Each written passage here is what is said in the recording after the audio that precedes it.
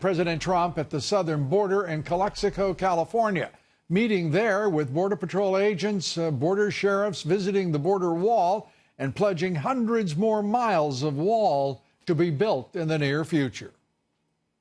Under construction, we had a lot of things happening, and we expect to have close to 400 miles done within about 2 years from now. That's a lot. 400 miles will cover most of it. The president's threat to shut down the border has Mexico and its government listening. President Trump saying since he made that threat, Mexico is now doing more than they've done in decades. 25. Mexico, of the last 4 days, has done more than they've ever done. We were talking about that before, Kevin. They're apprehending people now by the thousands and bringing them back to their countries, bringing them back to where they came from. And I think you see that. That's at their southern border. And that's a big difference. They've never done that before. I mean, when I say never done, I mean like in 30 years they've never done it like they're doing it right now. The president's boundless energy continues after his trip to the border. Tonight he's attending a fundraiser in Los Angeles. There he will add to his campaign's 2020 war chest. The campaign ended 2018, raising more than $129 million. Our first guest tonight with the president at the California-Mexico border today to take up a roundtable discussion on the border crisis. Joining us tonight, President of the National Border Patrol Council, Brandon Judd. Brandon, good to have you with us. Good evening. Thanks for having me. Brandon, let's start with your impression of the wall and your sense of the president's view of it all. Well, the first thing that he did was when he declared the national security and he showed Congress that he's not going to take no for an answer. He showed the American public that he's going to secure the funds that are necessary to build the walls in the strategic locations to physically keep people out in an effort to end the catch and release, which is exactly what we need to do. You know, Brandon, I could not actually, that border was never close, that wall was never close enough to really get a sense of it. It's 30 feet tall, right? Yep. Yes, it's going to be, yes. And your sense of its ability to repel would-be illegal immigrants. Oh, it's already proven. It's already proven that works. I mean, all you have to do is look at the locations where we have built those physical barriers and how illegal immigration has dropped exponentially. That's the proof that you need. The Democrats, they know it. They know that it works. They know that will help secure the border. They're just playing politics. We live in a political world, and they're playing it that way. Playing it that way, and it is for them no game. They mean to obstruct this president at every turn. I think we have to, in all honesty and, just being comprehensive, as they like to say when talking about immigration, include the rhinos who blocked the president throughout 2 years of Republican control in the Congress. They still persist. Absolutely. It's not just the Democrats. I mean, it's of course, it's mostly the Democrats, but it's not just the Democrats. The rhinos exist as well. But President Trump has proven that he's able to get around them. I mean, we don't just need laws in order to end the catch and release. We need, like what you said before, we need ingenuity.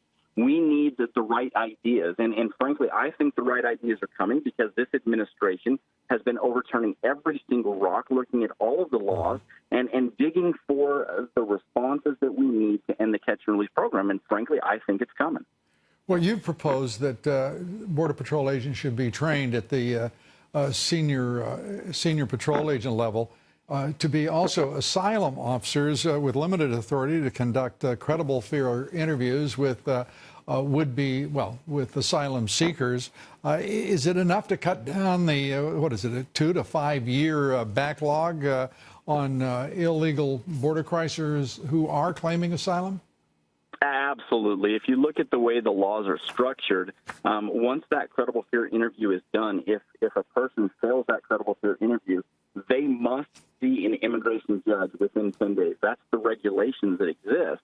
Once they see an immigration judge, if that person does not have a credible fear claim. And we know that 90% of people that ask for asylum, once they go before an immigration judge, determine that they don't have an asylum case, we know that that will end up being the catalyst that gets people deported back. And once they're deported, these people will stop coming. It's the catch and release that is the magnet that draws people here to violate our immigration laws. Yeah.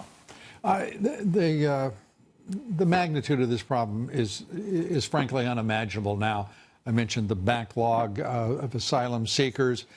We have 100,000 a month being apprehended, illegal immigrants, which means, according to the traditional ratio of 3 to 1, that means we're talking about 400,000 a month in this country. This is just, and the catch and release is now, it seems, the primary response of the Border Patrol. How do we fix it? Again, that's what we need to do. We need to train our agents to become asylum limited authority with asylum officer responsibilities. That's going to be the way that we end this problem. It will end along with the border walls, along with the expansion of the migrant protection protocols, or better named, Remain in Mexico. When you put all of those things together, again, cut Congress out of the process. You know that Congress isn't going to act. And like I said today, if they're not going to be part of the solution, they need to get out of the way and let this administration work to end this problem. And the administration is working to do that. And frankly, I think we're going to get there. And why did it take so long to implement the so-called Remain in Mexico program? The president was talking about it 2 months ago. DHS apparently didn't react. Well, so, I'm not going to defend DHS. You know darn good and well that I'm not going to do that. But Remain in Mexico, you have to have the Mexican government's cooperation. And that's part of the reason that the president threatened to close the border. If we're not going to get Mexico's cooperation, he's willing to take economic actions against Mexico. And we've seen exactly what happened when he threatened to take those economic actions. Now, all of a sudden, the Mexican government is doing more. And frankly, I believe that they're also going to expand the Remain in Mexico protocols to allow us to put more people in Mexico pending their asylum claim.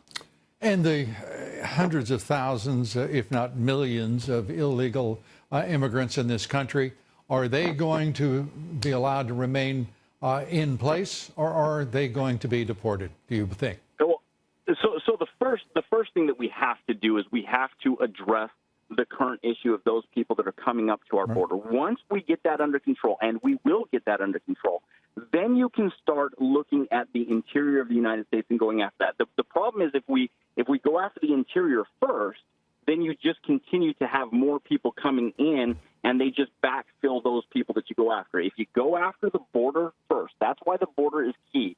Go after the border first, secure that end, and then you can start working towards the interior. Brendan Judd, we thank you for being with us. Appreciate it very much.